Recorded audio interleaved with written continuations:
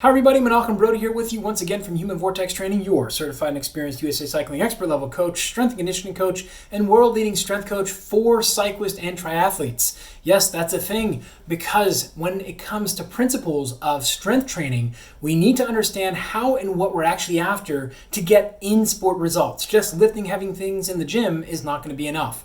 Today, I'm going to show you an incredibly powerful dynamic warm-up or corrective exercise, or it could also be a burnout exercise that's going to help you unlock the power of your hips by teaching you how and when to use the full 360-degree abdominal hoop along with your glutes to get you maximum power out on the bike or out on course.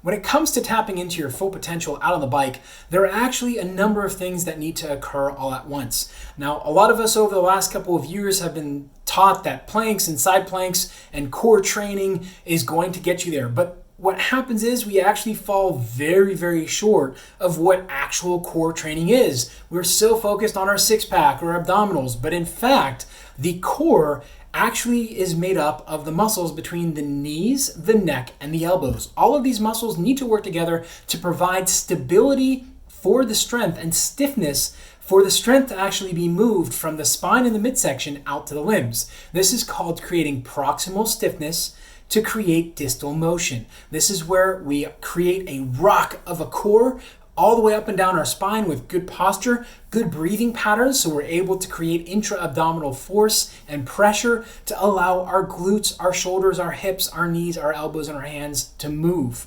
Today's exercise is going to be one that is going to be very challenging for a lot of you cyclists and triathletes out there, because we're going to put you into a figure 4 position on your back and try and get you to stabilize your midsection or lock your ribcage and pelvis together by using the psoas, one of the 2 hip flexor muscles. Now, one thing I want to do here is I really want to make sure that you understand that the psoas and the iliacus are 2 distinctly different muscles. So if you, your coach, or an athlete are calling it the iliopsoas, stop them right there, okay? It's not a thing. They are 2 distinctly different muscles that happen to insert on top of the upper leg bone on top of one another. They're 2 different nerves that are actually going and connecting them. They do come out of what's called the same nerve root, but they're 2 different branches. So this is very important for you to understand and to be able to tap in and unlock your potential and your abilities, because when you treat it as one muscle, you're really leaving a lot to be done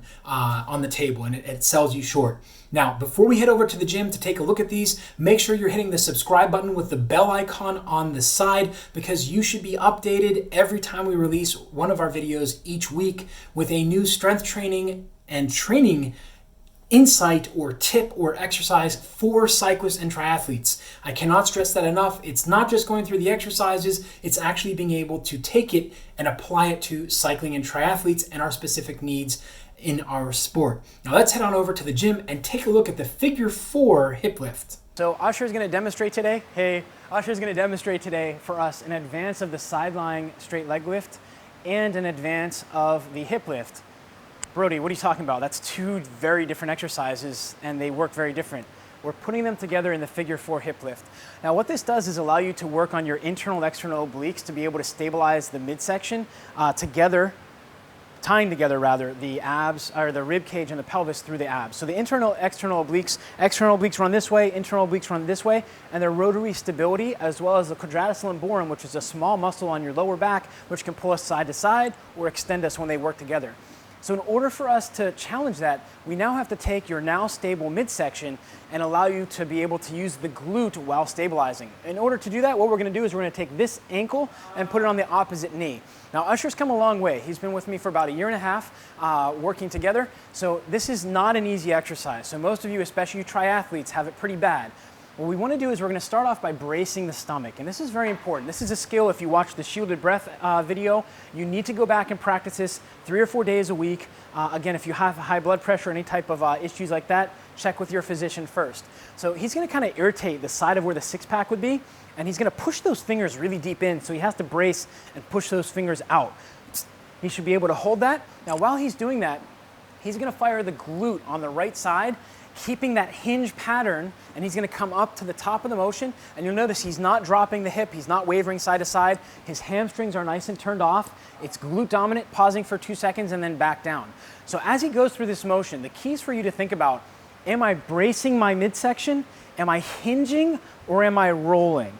Now this is really important because we wanna keep the hamstring out of this range of motion. Let's go for a set of 5 and I'll just keep talking just a little bit. One of the challenges a lot of you guys are gonna have, especially from being on the bike so much, is gonna be the tensor fascial latae down here is going to get very tight. And what that is we're in a closed position. The tensor fascial latae aids in flexion and abduction. So you've now put it into abduction and taken part of what it's used to doing because we're in a linear motion, and now you're changing how it has to stabilize. This is a good thing. A lot of you are gonna feel that cramp like a mo when you go up in through that first couple of repetitions. If that happens, take your time and go through a static hold at the top. So let's go 5-second static hold and then we'll switch sides. Brace, brace, squeeze glute, squeeze glute, squeeze glute. 3, 2, 1, back down, and then switch. There are lots of different ways we can do this. We want time under tension. We want to make sure that you're tying everything together. And you'll notice his hands are out to the side, keeping the shoulder blades back and down. So he's doing a fantastic job of demonstrating this. Let's go for a set of 5 on this side as well. Now the thing is that when you start to fatigue, you're gonna either see the hip drop to one side, the knee's gonna start to stay a little bit higher because your adductors are starting to fire a little bit. And this is a sign that maybe you're a little bit too fatigued to perform this properly. This exercise in particular, or especially, is not one that we want to go just to get the repetitions done. We want technique, technique, technique. This is a non-cyclical motion that we have, or a non-in-sport motion, and we're teaching your body how to stabilize outside, which is going to help you ride smarter and longer and stronger. So very important for you guys. So this is the figure 4 hip lift. Start off with about 2 sets of 6, and you'll notice that he is using the breathing now. He's starting to get a little bit fatigued. He's been demonstrating this for about, a minute and a half now. Go ahead and relax. So we have lots of stuff going on here. Figure 4 hip lift, start off with the hip lift, progress to the hip lift reach, and then come here. 2 sets of 6 to start. So until next time, make sure that you like and subscribe down below because we've got a ton of great information for you guys here at Human Vortex Training. All right, so what did you think? It looks really simple, but when you try it, and I know that you did, when you try it, you'll find that it's very challenging to actually get that glute to activate, to get the knee to fall out, and to keep the midsection nice and fired. Remember, the key with this is not range of motion or number of repetitions. It's getting the movement from the right place. So be sure to take your time. Make sure that you are going through the range of motion that you own. There is nothing to be gained out of cranking up all the way to the top and hinging your back. Now, I'd love to hear from you. Did what you learned today about the figure 4 hip lift, or what you're feeling as you go through and try this, completely revolutionize or change how you look at strength training and what we're trying to do and what we need to get out of our strength training exercises to get fitter, faster, and stronger out on the bike or out on the course? Leave a comment down below, make sure you're liking and subscribing, and I'll be sure to follow up with you. If you enjoyed this video and felt it was valuable in teaching you about strength training for cyclists and triathletes, the importance of posture and how joint position dictates muscle function, and how to get more out of your training, hit the like button and please share the video with your friends and coaches. And if you want more training content, subscribe to the HVTraining YouTube channel. Don't forget, head on over to the Human Vortex Training website to sign up for our newsletter, listen in to the Strong Savvy Cyclist and Triathlete podcast, and to get more in-depth training tips and insights from the world leader in strength training for cyclists and triathletes. Until next time, remember, train smarter, not harder, because it is all about you.